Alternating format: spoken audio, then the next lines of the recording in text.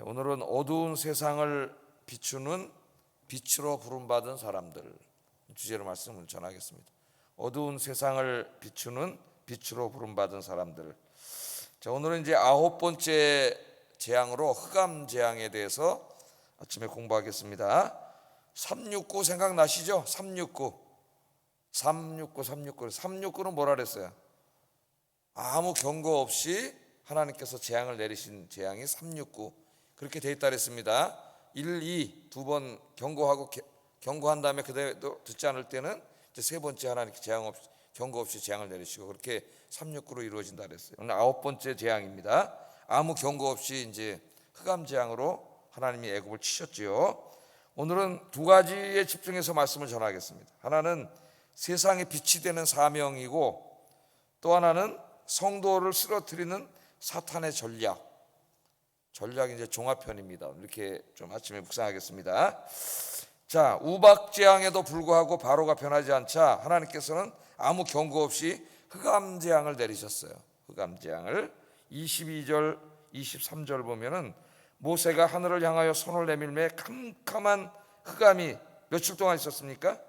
3일 동안 애굽 온 땅에 있어서 그 동안은 사람들이 서로 볼 수 없으며 자기 처소에서 일어나는 자가 없으되 그렇게 돼 있어요.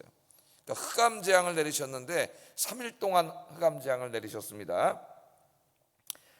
모세가 하늘을 향하여 손을 들매 캄캄한 흑암이 3일 동안 애굽 땅에 가득했다 이렇게 말하고 있는데 이 태양신의 나라입니다. 애굽은 그렇죠. 옛날에 고대인들이 이제 천체를 많이 섬겼어요. 달, 별, 태양 이런 것들은 이제 신으로 많이 섬겼는데 그 중에 애굽에서는 태양이 최고의 신이에요. 라라고 하는 태양신을 섬겼어요. 그래서 그들은 이제 태양이 비추면 어떻게 돼요? 환하죠. 깜깜했다. 밤이 깜깜했다가도 환해지고 그 태양빛 때문에 어떻게 돼요? 생명이 살아나고 식물도 자라고 다 이제 모든 우리 인간의 생명이 태양에 달린 거죠. 그런데 하나님께서 흑암재앙을 치시니까 태양이 해결할 수 없는 문제가 발생한 거예요. 그러니까 어떻게 보면은 애굽인들이 최고의 신으로 섬기고 있는 태양이 다 자기들에게 빛도 주고 생명도 주고 다 준다고 생각을 했는데 태양이 해결할 수 없는 문제가 생긴 거죠. 하나님이 태양신 라를 치신 거나 마찬가지죠. 자, 21절에 보면은 이 어둠을 더듬을 만한 흑암이라 그렇게 말합니다. 한번 21절을 보면은 줄쳐놔 보세요. 더듬을 만한 흑암. 자, 어둠은 눈으로 보는 거죠. 어둡다, 밝다, 시각적인 겁니다. 근데 더듬는다는 건 촉각이에요. 그 어둠을 만지진 않지 않습니까? 그런데 더듬을 만한 시각적으로 표현하지 않고 촉각적으로 표현을 했어요. 더듬으면 어떻게 되겠어요? 뭔가 이렇게 실체가 있으면 만져지겠죠. 더듬어서 만지어질 정도의 어둠 그런 표현입니다. 이 더듬을 만한 어둠이 그러니까 이 어둠이 얼마나 짙었는가를 우리에게 말해주는 거죠. 그냥 눈으로 그냥 깜깜하네 그 정도가 아니라 손으로 더듬으면 잡혀지고 만져지는 그런 어떤 물체가 있는 것처럼 느껴졌다는 거예요. 깜깜한 우리말로 하면 아주 깜깜한 칠흑 같은 어둠 그렇게 표현하면 되겠습니다. 깜깜한 칠흑 같은 어둠인데 사람들이 서로 볼 수 없었다 그랬어요. 아무리 밤이 돼도 사람들이 서로 보잖아요 이렇게. 그런데 깜깜해서 사람이 서로 볼 수 없을 정도였습니다. 이 흑암은 일반적인 어두움이 아니에요. 어두움은 아무리 캄캄해도 해가 뜨면 사라지죠. 아무리 깜깜해도 이제 새벽 좀 있으면 해가 뜹니다. 그럼 어두움은 싹 사라져요. 아니면 뭐 밤에 횃불을 켜거나 모닥불만 켜도 어둠은 사라져요. 그런데 오늘 성경을 보면 3일 동안이니까 3번 해가 떴을 거 아닙니까? 그죠? 깜깜했다 그랬습니다. 그러니까 해가 떠도 사라지지 않는 어두움이에요. 상상이 안 가죠? 그런 어두움 본 적이 없습니다. 해가 떴는데도 사라지지 않아요. 어둠이 해가 뚫고 들어올 수가 없어요. 이 태양빛으로는 그런 어두움이에요. 여기 어둠이 그게 3일 동안 지속됐다 그러잖아요. 3일 동안 지속될 수 없죠. 원래는 아침에 해가 뜨면 없어져야 되는데 3일 동안 지속됐다는 것은 태양이 떠도 깜깜했다는 거예요. 자, 애굽 사람들은 아무것도 볼 수 없었어요. 더 이렇게 잡으고 만질 만큼 짙은 어둠이었기 때문에 집에 누워 있었다 그랬습니다. 아무것도 하지 못하고 3일 동안. 얼마나 불안하고 두렵고 무서웠겠어요. 한번 생각해 보세요. 여러분, 창세기 1장 2절에 보면은 하나님께서 빛을 창조하시기 전에 그 이전의 상태를 묘사할 때에 흑암이 깊음이 있었다, 이렇게 표현하죠. 흑암이 깊음이 있었다. 여기 흑암이 바로 그 흑암이에요. 근데 그 흑암이 언제 사라졌어요? 빛이 있으라 해서 하나님이 빛을 창조하신 다음에 그 흑암이 사라졌습니다. 그 1장 3절에 나오는 빛은 태양빛이 아니에요. 태양빛은 한참 있다가 나오죠. 천체를 만들 때.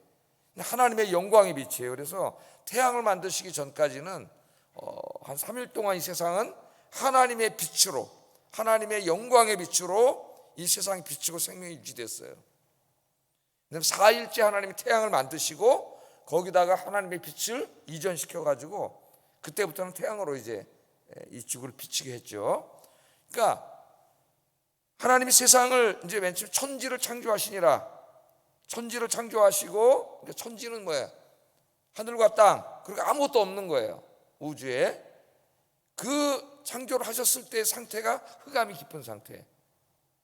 거기에 하나님이 빛을 창조하셨어요. 하나님의 영광의 빛이 비치니까 그 흑암이 사라졌습니다. 바로 그 흑암이라고 생각하면 되겠어요.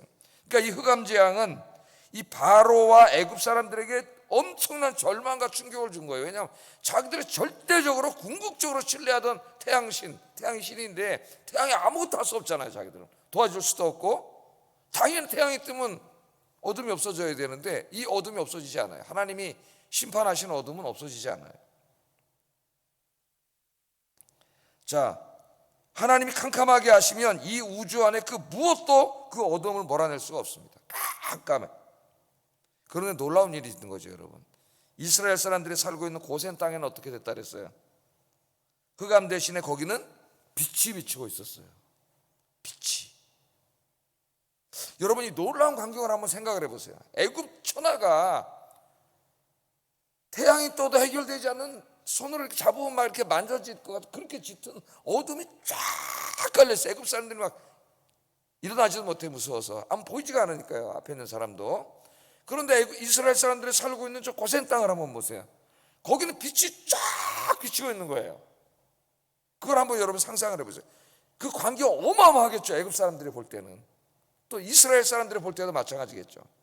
자기들 사는 데만 빛이 쫙 비치고 저쪽 애굽이 사는 데 보니까 거기는 깜깜해.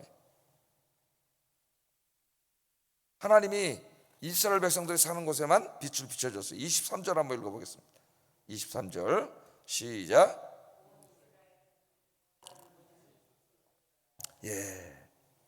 태양도 어쩔 수 없는 것을 하나님께서는 하나님의 특별한 빛을 비춰가지고 하나님의 백성들이 살고 있는 고센 땅은 환하게 하나님께서 비춰주고 있었습니다. 여러분, 이 흑암의 절망 속에서 3일 동안 아무리 해가 떠도 없어지지 않는데 뭘 생각했겠어요? 애굽 사람들이.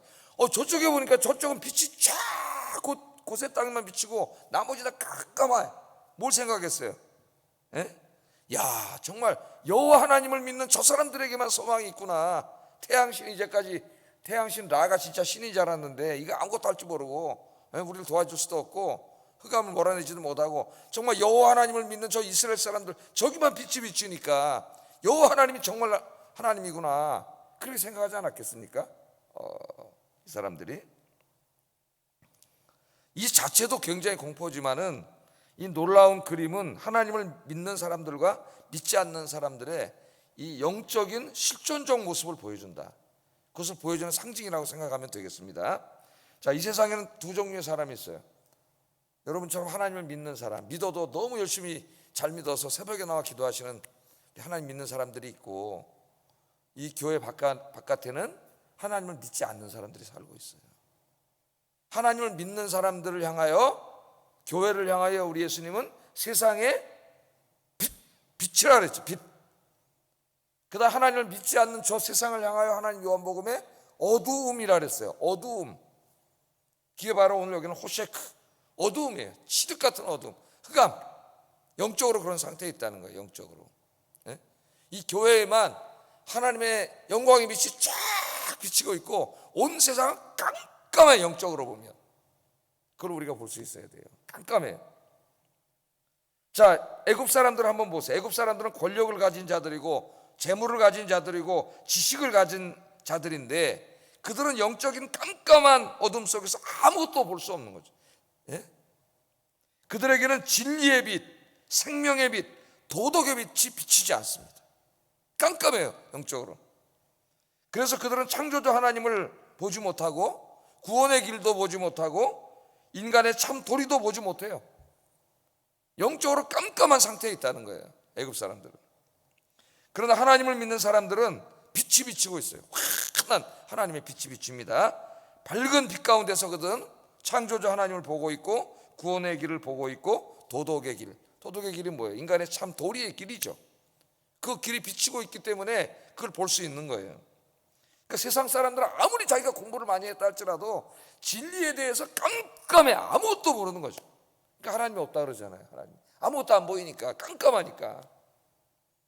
그런데 우리는 얼마나 감사합니까? 하나님이 빛을 비춰주셔가지고 저는 머리도 별로 안 좋은데 다 보게 하시고 알게 하시고 믿게 하시고 깨닫게 하셨으니 이게 주님의 놀라운 은혜인 줄로 믿습니다.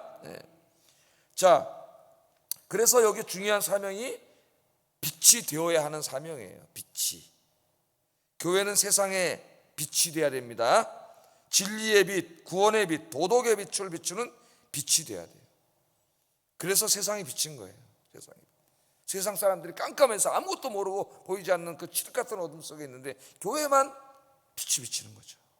생명의 빛이, 구원의 빛, 진리의 빛, 하나님의 영광의 빛이 빛나는 우리 아영교회가 되기를 주의 이름으로 축복합니다.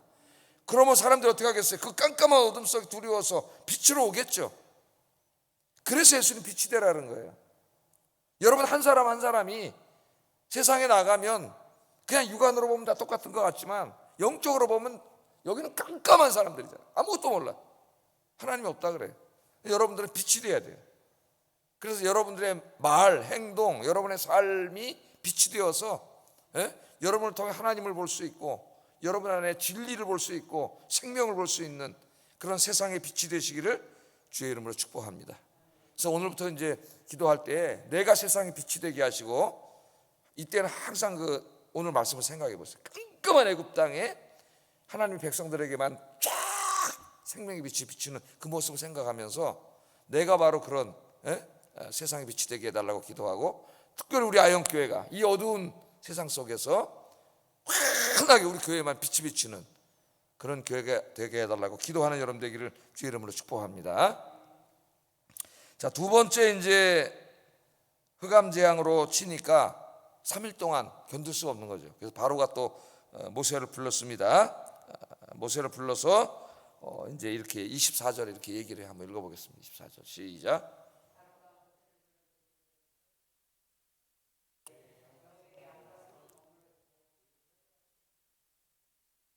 예, 이제 견딜 수가 없으니까 또 가서 예배 드리라. 벌써 네 번째입니다.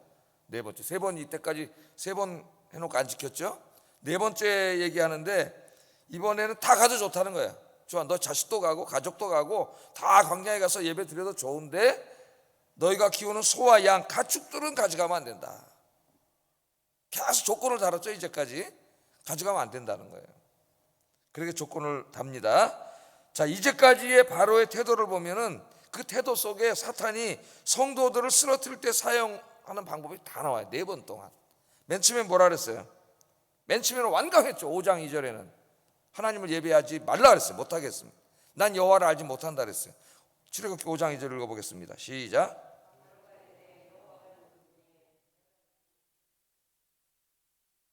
나는 여호와를 알지 못하니 이스라엘을 보내지 아니하노라. 이건 뭐 완전히 그냥 노골적으로 핍박하고 예배를 방해하는 단계죠. 그래서 그 다음부터 더 힘들겠죠. 박해하고 지금도 그런 폭압적인 곳에서 예배 자체가 금지된 곳에서 목숨을 걸고 신앙생활하는 분들이 있습니다. 마귀가 그렇게 지금도 공산주의 국가 안에서 저 이슬람 지역에서 힌두교권이나 뭐 이런 불교권이나 일부 지역에 한 2억 명이 지금 고통을 당하고 있다 그러잖아요. 선교 보고를 보면 2억 명이 지금 우리는 이렇게 편안하게 맘만 먹으면 새벽에 나와서도 기도할 자유가 있지만, 그러다 붙잡히면 감옥에 가는 나라, 핍박받는 나라가 한 2억 명이 된다 그래요. 2억 명이. 지금 이 시간에 비행기 타고 10시간, 15시간만 날아가면은 거기에 지금 신앙의 자유가 없어요, 여러분. 두 번째는 뭐라 그래요? 파리재앙 때. 파리재앙 때 한번 읽어보겠습니다. 시작. 광야에 가지 말고 이 땅에서 애굽에서 드리면 되지 않느냐? 뭐 거길 왜 갈라 그래? 그냥 애굽 땅에서 드려. 또 타협안을 내놨죠. 하나님의 말씀은 모두가 가는 거예요. 가축까지. 또 타협안을 슬쩍 내놓습니다. 애굽 땅에서 드리면 되잖아. 애굽 땅은 뭐예요? 그냥 세상에 나가서 살 때는 그냥 세상의 법칙대로 살고, 또 주일날 가서 교회 예배 드려. 그럼 되지 뭐 굳이 그냥 세상 문 닫아놓고 교회 가서만 예배 드리려고 그래. 그냥 세상도 버리지 말고 한쪽 발은 세상에 걸어놓고 한쪽 발은 그냥 교회에 걸어놓고 그렇게 살면 되지. 마귀가 우리에게 타협안을 제시하는 거죠. 싹 이제 이런 자유로운 국가에 사는 사람들에게. 그래서 어용글이 옛날에 뭐라 그랬냐면 목사님들이 나이롱 신자라 그랬어요. 나이롱 신자, 무늬만 신자, 모양만 신자, 그런 신자를 만들려는 거죠. 세 번째는 뭐라 그랬어요? 메뚜기 재앙 때 또 타협안을 제시합니다. 교묘하게 하나님 말씀을 어기게 하는 거예요. 10장 11절 한번 읽어보겠습니다. 시작. 장정만 가서 여호와를 섬기라 그랬다. 장정만 가서. 뭘 너희만 가, 너만 가서 예배드리면 되잖아. 너희 아빠들만 가서 예배드리면 되지. 뭘 가족들, 아이들, 온 가족이 다 가서 예배드리려 그래. 또 하나만 예배드리면 되지. 그런 식으로 하는 거죠. 장정. 온 가족이 다 가. 하나님은 뭘 원하세요? 우리 온 가족이 다 와서 하나님 섬기고 예배하도록 원하시죠. 그래서 우리가 인가 기도를 위해서 기도하고 있잖아요. 우리 가족에 아직 믿지 않는 사람들, 가족들을 위해서 안타깝게 기도하는 거죠. 근데 마귀는 그렇게 못하는 마음에 너만 가서 예배드리면 되지 뭘 가족이 다 가서 그래. 너 하나만 잘해도 되는 거지. 그렇게 타협안을 계속 계시한다는 걸 우리에게 보여줘요. 여러분, 예수님께서 그 십자가를 지고 골고다 언덕을 오를 때 여인들이 뒤따르면서 울었죠. 막 울었습니다. 그랬더니 예수님이 뒤를 돌아다 보면서 울고 있는 여인들에게 이렇게 말씀을 하세요. 누가복음 23장 28절 읽어보겠습니다. 시작. 나를 위하여 울지 말고 너희와 너희 자녀를 위하여 울라. 그러니까 예수님 십자가 지시고 골고다 언덕을 올라가시는데 나 힘이 없어가지고 그 시몬이 대신 지고 가시고 막 그런 상태 아닙니까? 그런데 여인들이 오면서 안타까워서 우니까 예수님 뒤를 돌아보면서 나를 위해 울지 말고 이제 네 가족과 자식을 위해서 울라. 빨리 가서 이제 온 가족 구원을 위해서 힘쓰라는 거죠. 그런데 마귀는 타협안을 제시하는 거야. 너 하나 잘 믿으면 되지. 그러면 인가 기도를 위해서 더욱더 기도하기를 주의 이름으로 축복합니다. 온 가족이. 근데 오늘 말씀엔 또 타협안. 그러니까 마귀가 얼마나 집요하게 우리를 쓰러뜨리려고 하는지를 한번 보면 알겠어요. 네 번째지 않습니까? 이게 지금. 네 번째 이번에 뭐라 그래요? 다시 한번 읽어보겠습니다. 10장 24절 시작.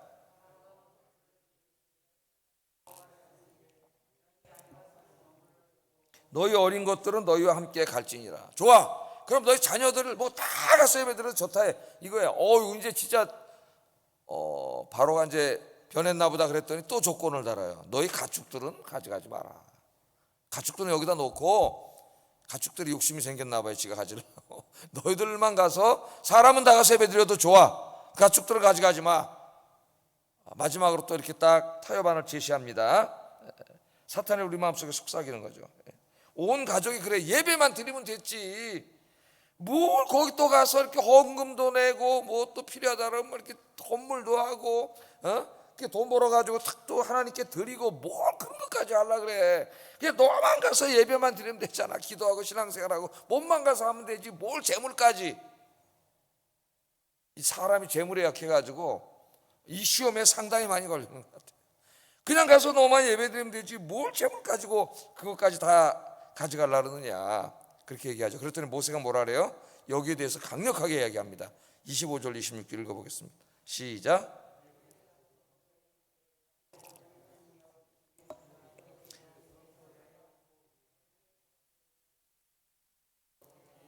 25, 26절에요. 우리의 가축도 우리와 함께 가고 한 마리도 남길 수 없으니 이는 우리가 그 중에서 가져다가 우리 하나님 여호와를 섬길 것이며 또 우리가 거기에 이르기까지는 어떤 곳으로 여호와를 섬기는지 알지 못함이니이다 하나. 안 된다는 거예요. 단 한 마리도 남겨놓을 수 없다는, 다 가져가겠다는 거예요.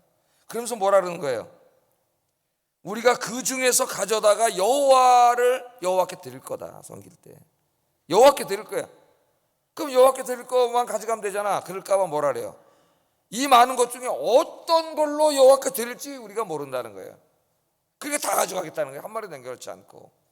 그 가축을 가져가는 이유를 뭐라 그래요? 이 제물로 하나님의 영광을 위해서 드릴 제물이라는 거죠. 자기들이 뭐 잘 먹고 잘 살려고 그러는 게 아니라, 그렇기 때문에 또 이 제물 중에 어떤 가축을 뽑아서 낼지도 모르기 때문에 이건 다 하나님께 드릴 거니까 우리는 남겨놓을 수 없다는 겁니다. 그걸 다 가져가겠다는 거예요. 다 가져가겠다는 거예요. 그러니까 마귀 항상 우리 마음속에, 우리가 재물에 대해서 욕심이 많은 걸 알잖아요. 재물이 아깝고, 그냥 몸만 가서 예배드려. 네 몸만 그래 가족 다 가서 예배드리고 봉사하면 되잖아. 뭘 재물까지 하나님 앞에 드리려고 그래. 이 마지막 시험에 걸린 사람들이 많아요. 하나님 우리에게 주신 것들은 다 하나님의 영광을 위해 쓰라고 주신 겁니다. 하나님이, 그 주인은 하나님이세요. 그래서 다윗도 나중에 죽을 때 어떻게 해요? 자기 모든 것들을 하나님 성전 짓는 데 다 드리죠. 그래서 시편을 읽어보면은 그 가까운 친척들이나 형제들이나 사람들이 욕을 하고 막 저주를 하는 게 나와요. 사무엘서에는 안 나오는데 시편에 나와요. 왜? 왕이 좀 줄 줄 알았는데 다윗이 자기는 하나도 안 주고 성전 짓는 데 다 바쳐버렸어.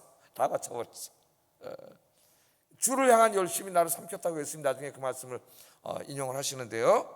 하나님이 뭐라 그랬어요? 내 앞에 나오는 자는 빈손으로 오지 말지니라.